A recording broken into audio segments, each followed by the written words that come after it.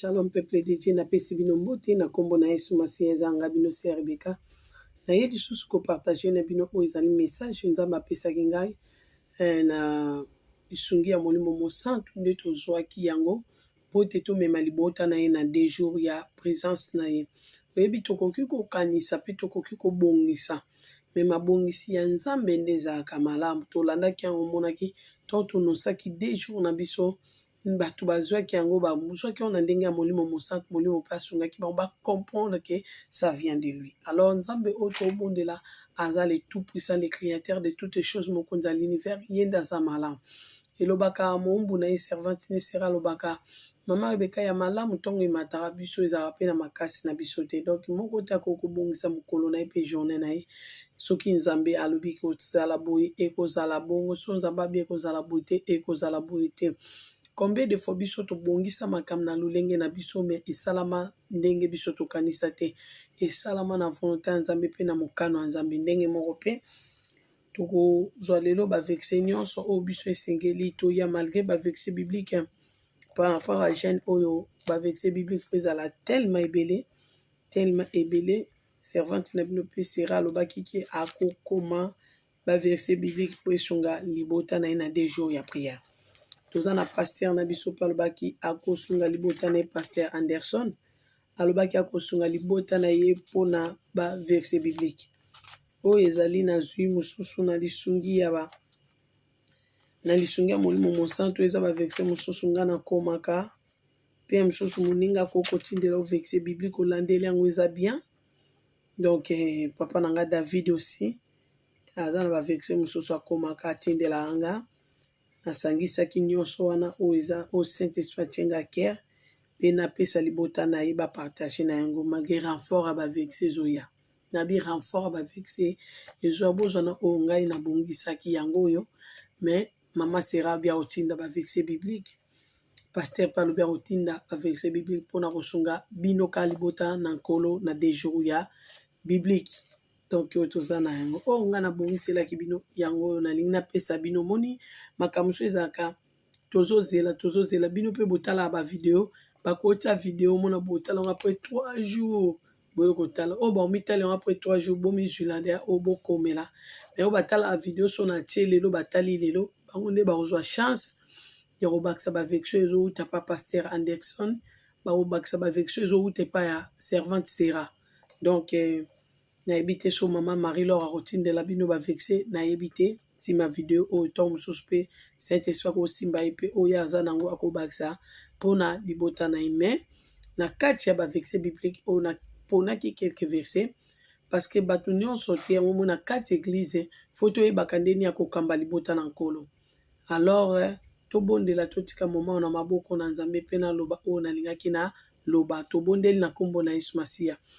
Yawe nzamba bosantu napesi yo merci natiki moma oyo na maboko na yo Yawe nzambe lobela biso Yawe kamba biso Yawe pesa biso mayele yo ndo olakaki biso mayele so totangi na Psaume 119 yo lobi tosenga yo mayele so tozotanga so na Psaume 32 yo ozoloba kopesa biso mayele tokoloba oyo olobi toloba.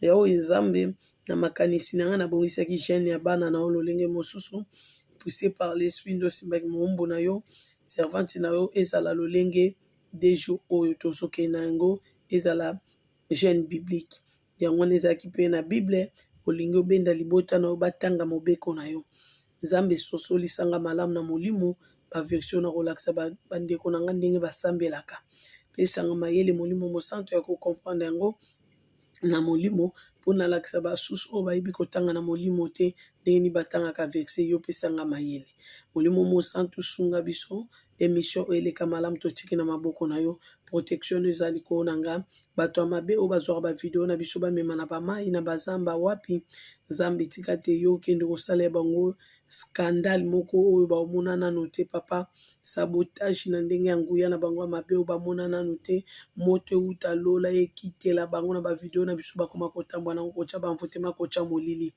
tika video oyo pole na yo ngenga papa ekende partout bapanza yango partout bapartage yango partout mpona kosunga libota na yo nzambe oyo azoluka mona yo tika mona yo, oyo azoluka komona yo te tika te. Yesu Masiya yo nde okendaka kobimisa bango, kozwa bango, kolongola bango molili na kombo na Yesu, po ete baya komona yo mpo oyo ozali pole.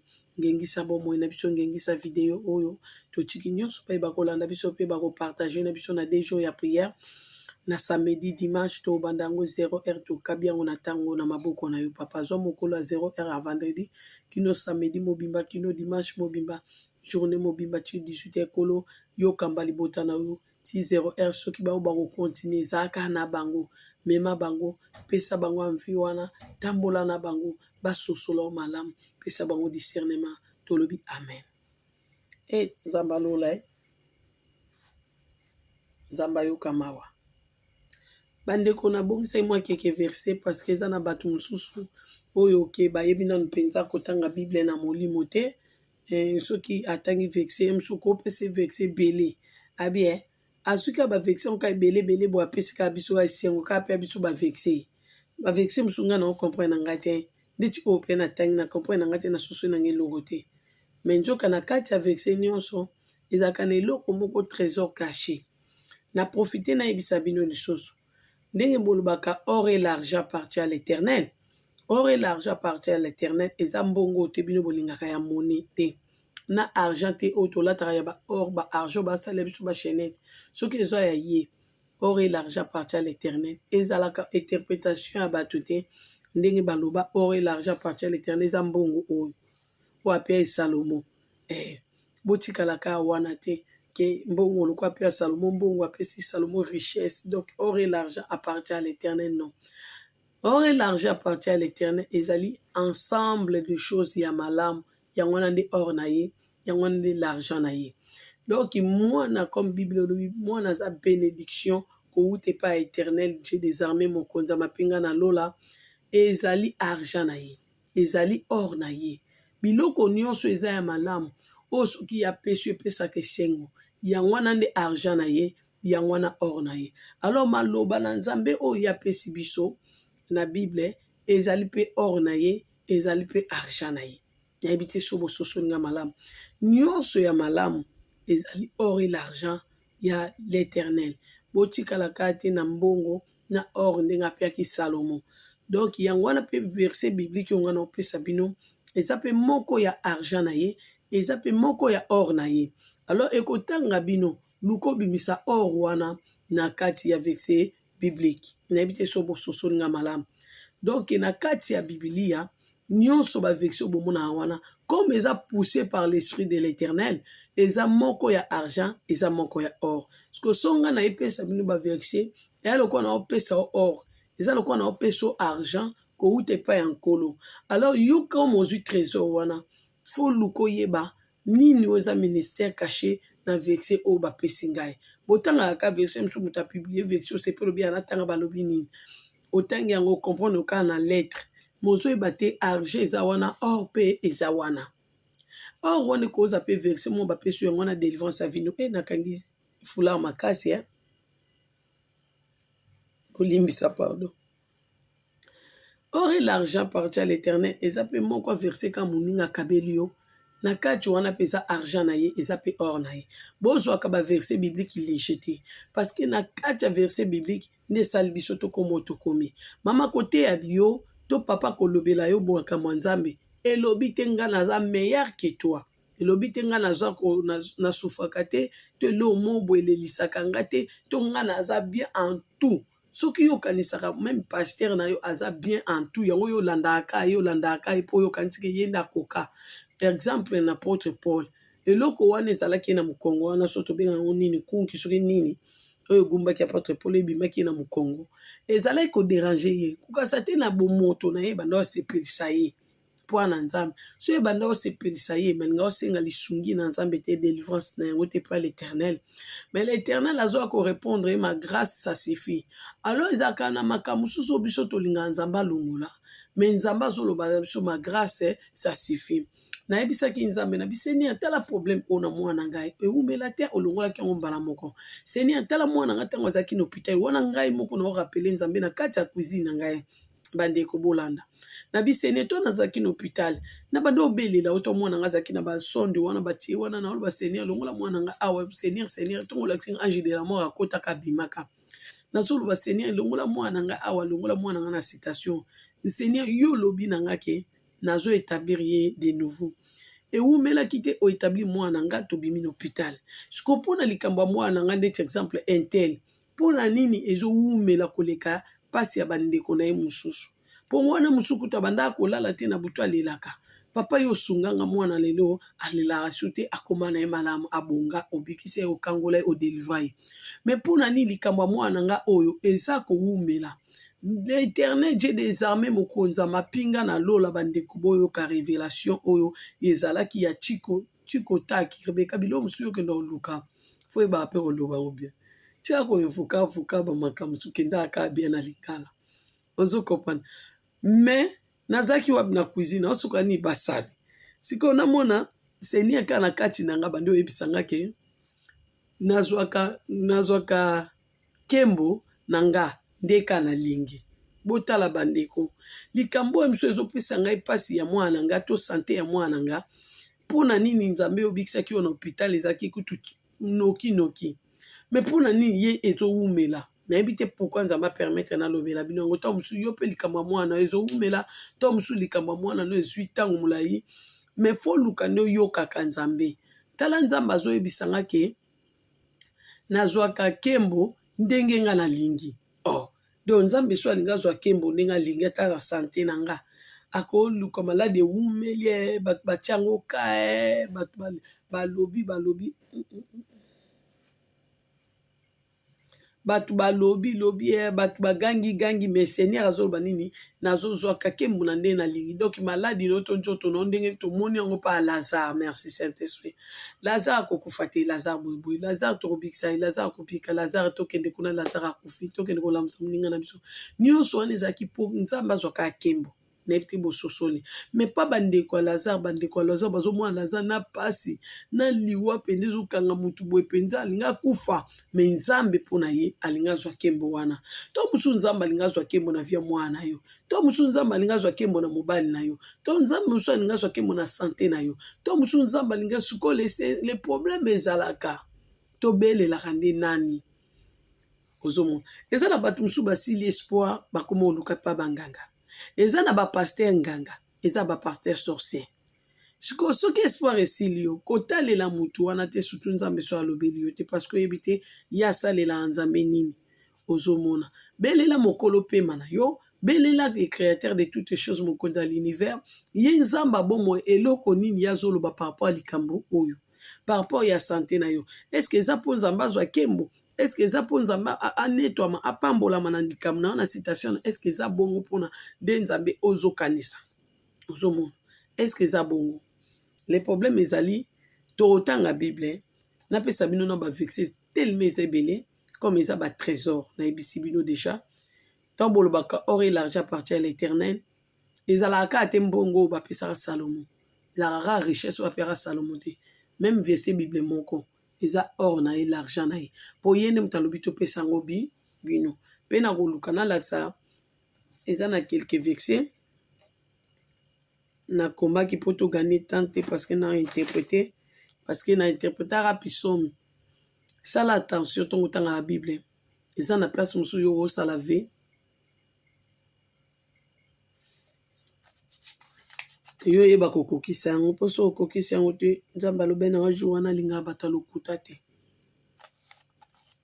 alors bave toosala toyebaka kokokisa yango nga naza na ve napesaka nzambe lelo nakokisi yango nalobaka na nzambe na nga kangolanga soki obikisi nga ngai nakotémoigne yo soni na nga lokumu na yo nga nalobaka na témoigne nzambe alors na église nyonso nga nazali kokota soki à chaque fois posa témoignage ezali komatanga mais ndenge nga na ngai na bana kotémoigneli nzambe ezaka lelo nde nazotémoigne nzambe Nando ba pasteur peut-être soit yoki témoignage nanga soit za maila ko salela ngo séminaire na témoignage nanga ezaka na mateya ezaka na enseignement na témoignage nanga ezaka na toli na témoignage nanga ezalaka na makambu ebele soki pasteur vraiment a comprendre ngo bien akoki penda ko zo ngai na témoigner yazo ko enseigner nga na témoigner yazo pesa vie mobimba ko lakisa bato ndenge témoignage ezaka na ba enseignement na ngo.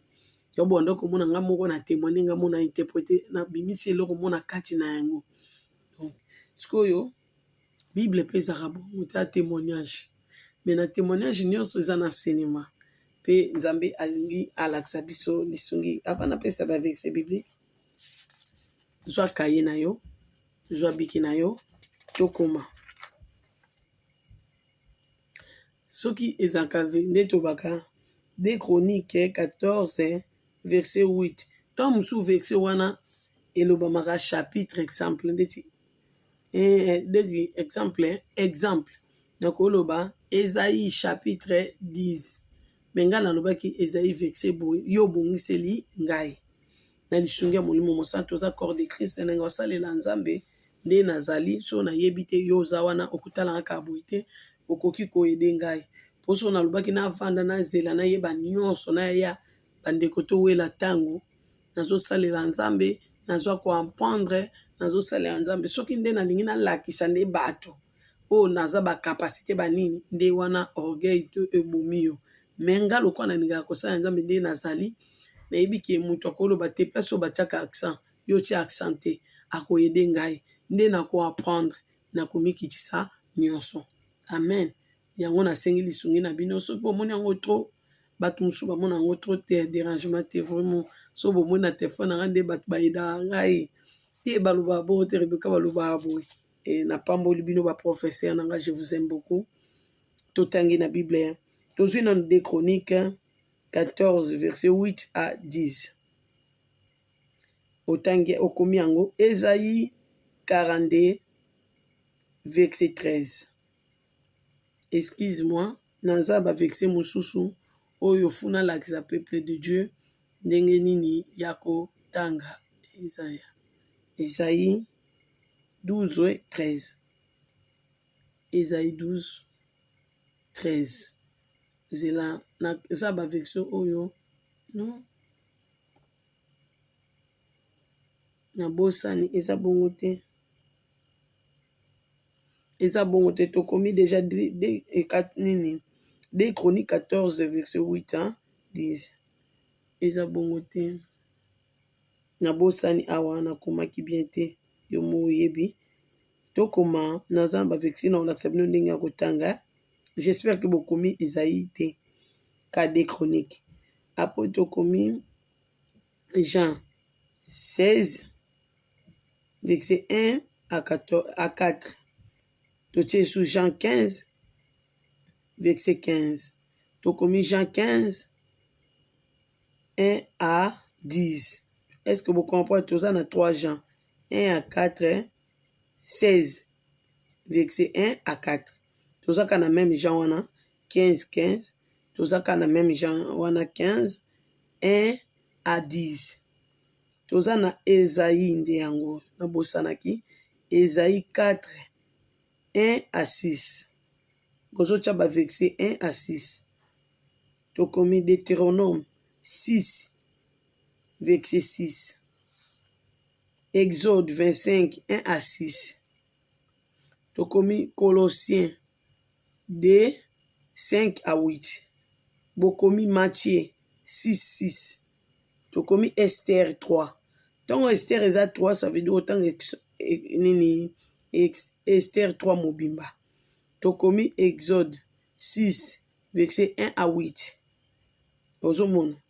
Tout ça Genèse 18 verset 6 et 16. 16. Bosunganga Exode 14 à 10. Donc au continue Exode na 14 yo tenka 10 ya pamba. Zelana interprété oyo na ebaki. Eza ba verset na tiaki pona nga moko na interpréter les libota na Nzambe to musu ba mona ngo banal ba mususu ba ebotanga Bible na molimo te. O Saint-Esprit sunga ngai.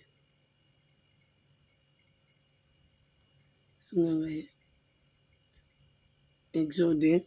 Ezali Exode 14, hein? 14, 10, pardon. Natangela bino yango. J'espère beaucoup comprendre. Tango mokonzi monene ya Egypte akomi pene bato ya Israël bato batali pe bamoni ba Égyptien bazali kolanda bango. Na nsima bongo babangi penza pe babandi kobelela Yawe. Olobaka ebo makambo Égyptien babandi kobelela Yawe. Eza na mutu mususu analingai na interpréter 10 pona loba mwende na tangi bongo na molimo ekokipe kosungo ezaka na ba volé ebele. Un verset comme ça s'appelle 10 volets. Donc trésor toujours ba richesse. Ekoza pe 3 4 esungio. Maintenant on peut se moko pour temps parce que toi na ba vexé toi na 4 feuilles. Avant ma renfort ya. Donc awa ozomona ke obima na mboka Congo okende obimi na libota to bali atozaka na Congo obimi de na famille obali oke sala yo famille oke ko créer histoire na yo mais libota elandi yo kaka ozomona to loi moko ezo réclamer o kaka elandi yo ndeti biso nde na loba na bino ate obali fuka bona kana mobali ezali déjà loi mobeko batia bato nyonso baleka wana siko basala yango po esimba basala yango neni balukela bino mobali déjà oyo bango mo babongisa ya butu bokutani bobandi masolo siko bayebi ke mokolo yo koyeba ke oyo azalaka kado ya famille okoboya ye mais déjà eza lelo trop tard déjà comme na molongo ya sombo ozomona bango babongisa balwa na bango bongo basala yango lolenge wana. Alors likolo ya loi oyo bana Israël déjà babimi yo na mobali na misusu na bana na boza ba Israélite bobimi na famille eza pe na bato musu déjà babalani mais bavanda na lopongo ya famille boyebi yango ba africain mususu mwasi avanda na mobali pa na bango babota mais mukonza mapambo bazwi bongo balobi bakende koluka ndako na bango baza kobima déjà na kati ya Egypte bazo kende koluka vi na bango doto ba oke luka famille mobeko loi elandi bango omona koto bakenda kuna po ba vivre vie meilleure po ba avancer ba komo vivre vie moko ya passe po ba zonga esu na ndopango ya famille po ba futaka mbongo te to musu yo bimo ke ko futela ndako ke ko locataire na mwasi no bobandi ko futela omoni loi wana elandi bino po ya ko zongisa bino kana lopango ya famille ou bien botiaki ba locataire boke ko zwa ndako wana bozwa bango bandi olanda bino kaka fuboloka locataire abima tosonga kapa biso kofuta ndaku ba charge makamno bango ba réclamer bino bozonga ozomona. Alors to mutu azo comprendre que oyo ezolanda ngeza loi yango bana Israël bamona déjà Égyptien bazoya bango bazoya po bakozwa bango bazonga po bakesala bango babriki na kotonga Égypte na kotonga banzambe na bango na kosala bango babriki donc baya ko réclamer bango po bakebetaka babriki donc faro pe azanga tina bato vimo bima babetaka babriki ya mboka na ebatongele mboka. Est-ce que bato wana bana avenir te neti ba loi famille na biso est-ce que biso ba Rebeka to wana avenir te to wana plan nzambe te to wana volonté nzambe te biso to ko sala vi na biso yaka kindumba vi na biso yaka kolongola bazemi vi na biso yaka wana non to apena vi moko ya sanctification o ezose la biso quelque part ok biso futo kota na vie wana poto vivre volonté à notre Père Jésus de Nazareth n'habite sur vous comprendre. Alors loi oyo to ba réclamer yo ndo otala loi nini réclamaka yo condamnation nini citation ni oyo vivre comme na famille ezali ekoteli yo pe na ndako yo po comme ko vivre yango nde okokabwa nango bada ko renoncer nango obada ko boya yango ba biso so toza ba guerrier koti na kolo toteme ba loi musuti parce que to ko comprendre wana ya cop na bango loko ya cop na bango yanga masi alobi bima kende fona kende ozomona funa to sanzambe po o eza cop na bango alors tomba ba oya bayaka bango mote. Alors nga na ranga mo alors nzambe loko akomi nanga alingi sute na vanda bozo mona ke Abraham papa na nzamba azobimise na ndako tata na oui ndako tata ne koza pe libala mususu ya mabe eza na mabala mususu eza ya kisi penza mobali pena acha mwasi na kisi to mobali mwasi acha mobali na kisi ndeko nanga mutu wana so abeleli nzambe okangola obise bima eza moko pe ya délivrance ya mutu eza te ke nzambe akabolaka te, nzambe wapi akabolaka te, nzambe akabolaka kutu azoya nde tu oyo azoya kutu kokabola kutu bien oyo na bino bomona te po alobaki aosala différence entre baoyo aye na baoyo ya ye te. Ozomona tozopesa baverset toujours tozalaki awa na biso yo bocomprendre ke okomona version mo banal olobi version eza na ntina te yo luka trésor na fongoli yo.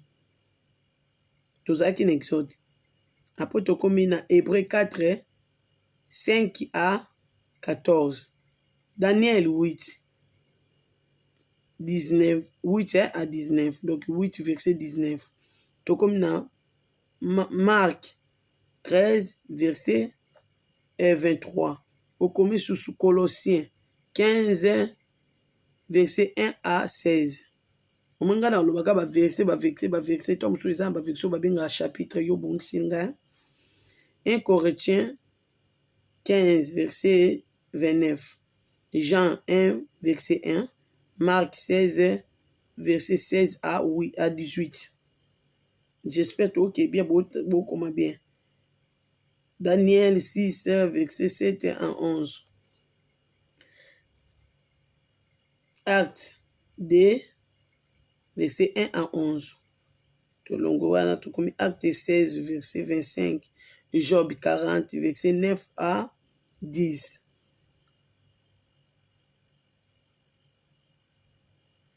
Jacques 5 verset 15 à 16. Acte 4 23 à 31. Psaume 50 verset 23. Des Chroniques 21 1 verset 2. Tina Sea, Bokitina on Tina C. Des Chroniques 21 verset 21. Quand même des Chroniques 20 au Tangina 5. J'espère beaucoup comprendre. Apocalypse 4 verset 1 à 6. Apocalypse 11 verset 5. Au Tangina Apocalypse au continent 11 au Tangina 5. Esther 8. Les Esther 8 hein. Esther 8, 11 et 8 à 11. C'est là, to vérifier yango na lisungi ya molimo mosante parce que naza na souci na pesa ta 3 exemples oyo kokosunga peuple de Sion parce que bana na Nzambe Esther yango yo toza na combien 8 après 11 8 na mati na ina 11. Toza posa bato mosusu bayeba kotanga Bible penda te atangi kaka tangi na pesa ta mibale nde na pesi oyo kosunga bino na 1 Corinthiens funa interpréter le bino na molimo. Je natanga na Esther natangi Esther 8 mais na ina 11. Ekomamaki boye mokonzi apesi nzela na bayuda ya baville nyonso ya bamboka na ye. Nyonso ya bamboka na ye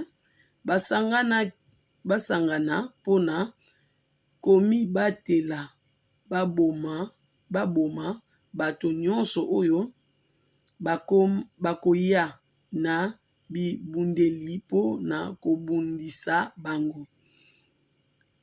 Basilisi bango na koboma na bapasi pe bana na bango pe bazwa biloko na bango.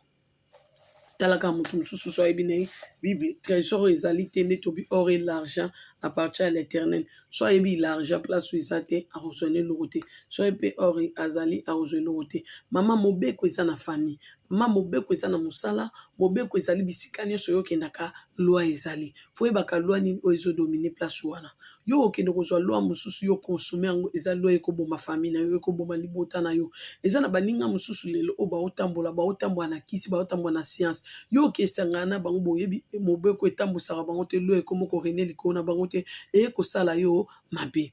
Nalobi na verset moko bandeko okoki kobimisa interprétation ata 5 ata 10 kana lisungi ya molimo mosantu eza te ke bapesi ka verset eza na sens te mobeko likambo mobeko biso nyonso toyebi na famille nyonso na libota nyonso loi ezali tout comme mpe eza ka famille te na makambo ya nzambe oyo mpe totangaka loi ezali mobeko ezali bango bapesa les 10 commandements à part les 10 commandements mobeko ya sanctification ezali bana nzambe baza na lolenge na bango ya kotambola baza na biloko na bango bakokolia bana lolenge na bango ya kovanda mpe ya kolata ezali lelo mobeko eske ndenge tolati boye eza manière décente bino nde bato bokoma interpréter yango ofo tolata bamusulman fo tosala baboye eza kaka mobeko boyeli biso awa so mobeko yango nyonso eske tokozwa yango euti epai ya nzambe tokoma lokwa bamusulman bino kaka nde mobeko ebimi ke totika suki kaka bongo ntwala na bongo ezala tokoma mapoma eza mpe kaka mobeko obosimba ntango to bokanga ta nde nakangi rasta boye te bokanga boye te parceke eza mobeko non eza mobeko wana eske ezali ya nzambe eza mpe mobeko mutu mpe akotya lwa na ye mobeko na ye na amani atiaki mobeko na ye roi Jairis atiaki mobeko na ye donc mutu azalaka na mobeko ne ma esika azolinga edomine siko place oyo oza mobeko nini edominaka na vi na yo oyo lelo ezosisa bana na yo mobeko nini oyo edetruire famille na yo libala na yo bana na yo eza vexe mosusu omona okaka boye te kaka oleki luka oyeba kaka trésor nini eza na kati bapesi yo vexe te tika bapesa yo na nyonso argent eza na kati or eza na kati interprétation ya molimo kosunga oyo na verset biblique po toke mosika te tobi toa na feuille 3 feuille kutu nini oyo 1 Corinthiens na ngai na interpréter ngo menga ba interprétation eza milai ona na okata kaka to tanga nini oyo batoli za proverbe non na lingala nga tanga ngo batoli yango na proverbe 7 1 à 4 Luc 12 1 totangi sur acte déjà 16 à 16 acte 10 36 totangi kaka acte 16 à 20 totangi 1 roi 8 à 10 et verset 10 1 à 1 totangi psaume 106 D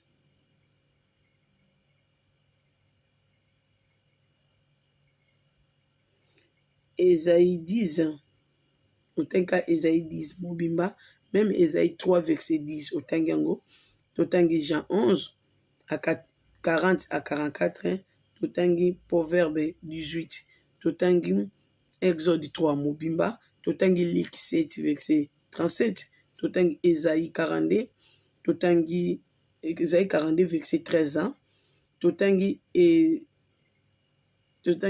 Osée 4 6 totangi 2 Timothée non Deutéronome 6 1 à 6 totangi kaka Deutéronome yango lisusu kaka 13 mais totangi 1 j'espère bokomprendre taka nde nakomi yango boya bomona funa naloba na bino bien tala eza baverse funa naloba na bino bien mpo bososola bien bosunganga déjà tolongwe awa na nsima toye awa totangi nini Romains 14 verset 23 totangi susu Romains 12 verset 2 à 12 verset 2 totangi susu kaka Romains 10 à 17 totangi Jean 2 verset 15 Jean 1 verset 1 totangi nga nyonso aka verset bino nayebisaki bino déjà bosunga oyo ezaka chapitre botie chapitre Romains 5 verset 17 à 19 totangi quand même Romains 3 verset 22 à 26 kaka même Romains totangi 6 20 à 23 totangi Colossiens 2 13 à 17 totangi Jean 3 1 à 21 1 d'autres banina 1 to 6 na 21 1 Chronique 6 14 donc 6 verset 14 donc awa eza nini 1 Pierre 1, 3 à 9. Totangi Romains 8, verset 8 à 11. 1 Chronique 15, verset 20 à 28. Totangi 1 Pierre 2, verset 19 à 25. Totangi Matthieu 2, 1 à 15. Totangi Romains 11, verset 17 à 12. Totangi Jean 15, 25. Totangi Actes 4, 11 à 12. Totangi Jean 14 à 6. Verset 6. Romains, Totangi Yango 10, 8 à 13. Totangi 1 Jean 4 à 1, verset 4, verset 1 à 6. Totangi 1 Chronique 15, verset 51 à 58. Totangi 2 Pierre 3 à 9. Totangi Esaïe 2, 17 à 21. Totangi Amos 5, 18 à 20. Sophonie 1, Seigneur Napema, 1 à 14, 18. Totangi Lisusu 1 Thessaloniciens. Oh, voilà Boseki. 1 Thessaloniciens 5, 1 à 26. Merci à ma professeur Nanga, à madame Nanga. Natangi bien non, 1 Thessaloniciens. Proverbe 10, Totangi 22. Luc 12, Totangi 13 à 21. Marc, Toyena 8, mais biso verset 1, Marc 8, Totangi 36 kakapamba. Nabi na ba verset na opesa bino eza ba trésor caché au sein de l'Esprit Saint-Esprit na tlakisa bino ndenge batanga Bible en esprit. Pona nini Nzambe azoya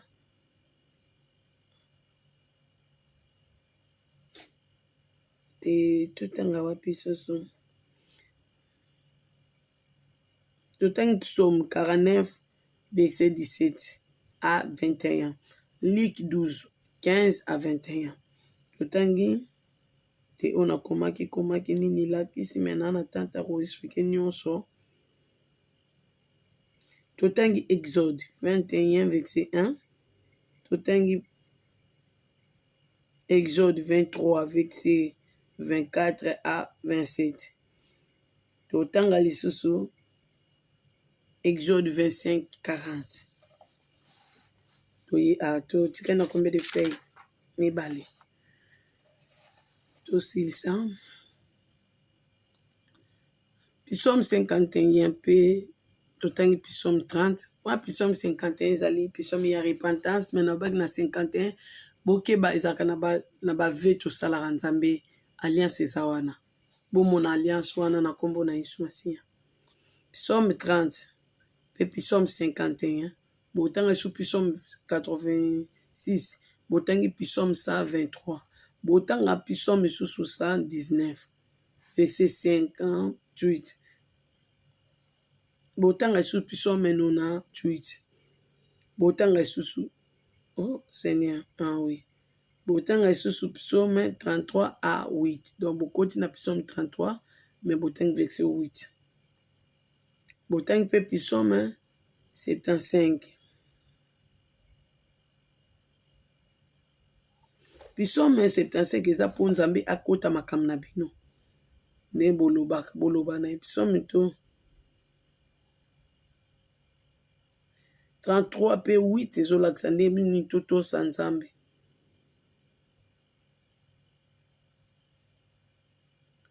Psaume 98 eza soki Nzambe apesi elonga. Nde nokozongisela misu masanjo liso Nzambe apesi elonga victoire. Mwana loba nyonso mpona mayele totanga Psaume 32. Psaume 32. Après déjà na loba na bino Psaume 32, botanga pe Psaume 119 na lobaki pe place ope toko osenga mayele na place oye moko alaka biso pe mayele na Psaume 32. Psaume 37 totanga pe psaume 38 koluka kobika eza na psaume 38 verset 39 totanga pe psaume 59 pe psaume 36 pe psaume 79 totanga pe psaume 86 wana otia bongo botanga nyonso yana baverset me bosisango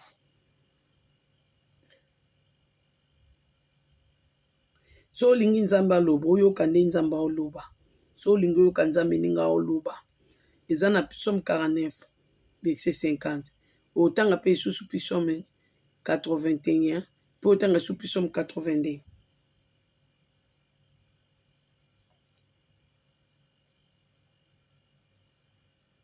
psaume 27 verset 12 à 14 pe ka so olingi nzambe aloba otanga ka psaume 77 wana koyoka ekoloba te psaume 77 ezali soki olingi nzambe aloba nzambe elobela ngai eyokela ngai wana tanga psaume 77 wana ozobondela nango nalakisa bino psaume pe 88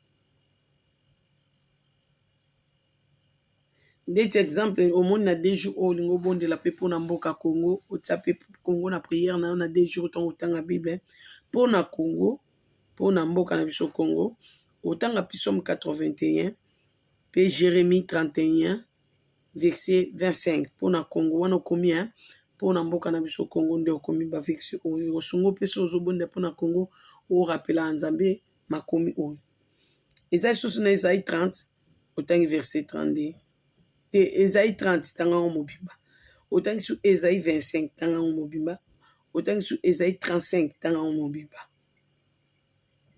opo otangi susu Ezekiel 36 wana omona makambo nzambe apesa biso mpe elaka mpona Congo soki olingi oyeba makambo nzambe aloba mpona Congo ekosalama na mboka Congo wana nde okende na Ezekiel 36 ntango soko na priere no na 2 jours kozangisa te olobela mpona mboka na yo yango wana apesi bino mpona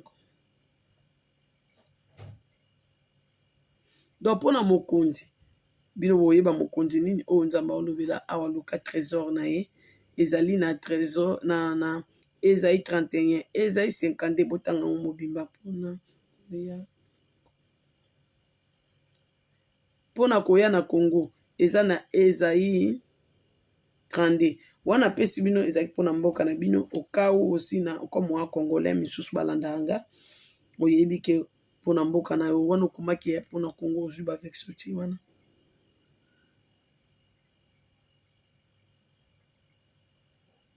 toloba nini mpona bacongolais na mpona bacongolais zwila biso Esaïe lisusu 40 tanga mpe Esaïe kaka 9 na 10 wana nalekaki mpe kotiela bino comme na profite kopia bino baverset soki otanga nango te mpona jeune na yo mais oza congolais koki oyeba mpe histoire ya mboka na yo kende tanga bible wana napesi yo baverset otiongo ta part otangi makambo na yo ya 2 jours na priere méditer la parole de Dieu na baverset oyo Saint-Esprit akotia yo na kati na yango tanga psaume 76 verset 8 tosaute na 8 wana okiti mpe na 10 donc kana 76 na psaume oke na verset 8 otangi apo otangi ka verset 8 wana obimisi trésor eza wana apo osaute oketanga na 10 apo otangi psaume 74 otangi verset 10 à 11 donc ibanda na 10 ti na 11 apo otangi psaume 76 verset 8 pe otangi psaume 10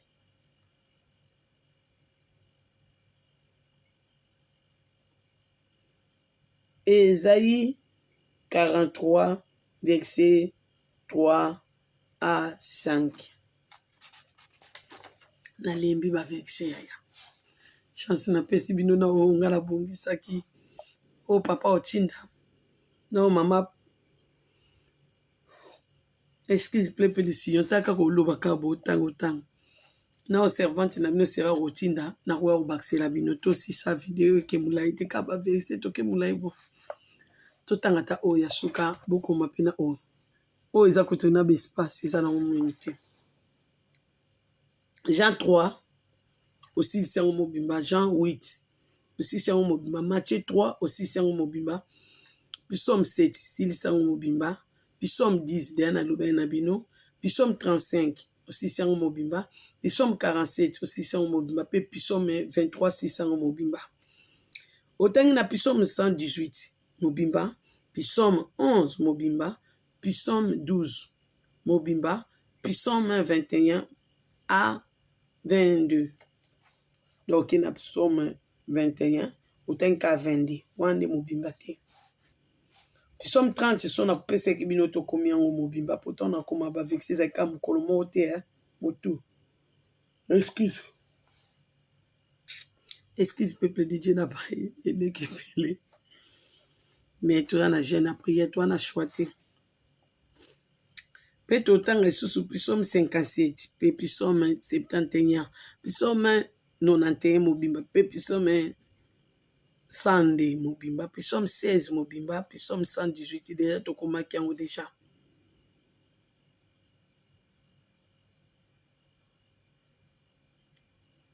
Totanga nene Psaume 9 oketanga verset 10. Psaume après verset 10 oui. Totangi oui. Psaume 55 so komaki te okomi yango.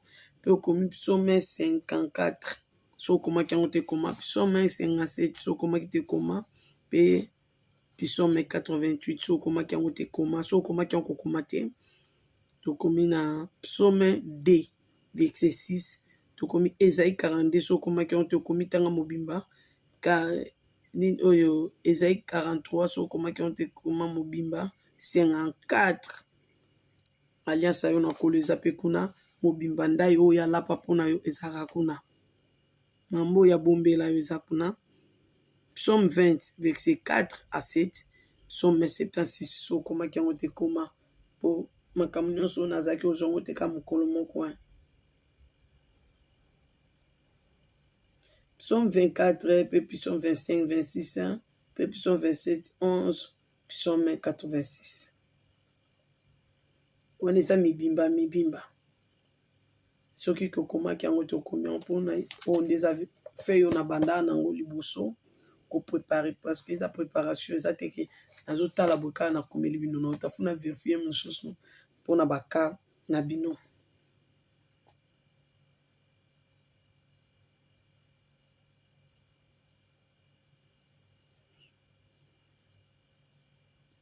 Totangi Psaume 27, hein? Psaume 60, il faut beaucoup de Psaume 60, hein, très important. En fait, d'être au Pesaki yango, 69, au Pesaki, surtout Pesaki comme 69, puis 86, 88, déjà peut au Pesaki. Au moins, nous sommes les abattres au Pesaki, tout ce qu'on a à Jean 14, 14, au Komiango, hein? Esaïe 59, 10, à te fait au pardon, fait tikala. Tokomi pe belé déjà na au servante na mio sera soki atindelinga aluki yango na kotiela binongo soki ye te bokoma oyo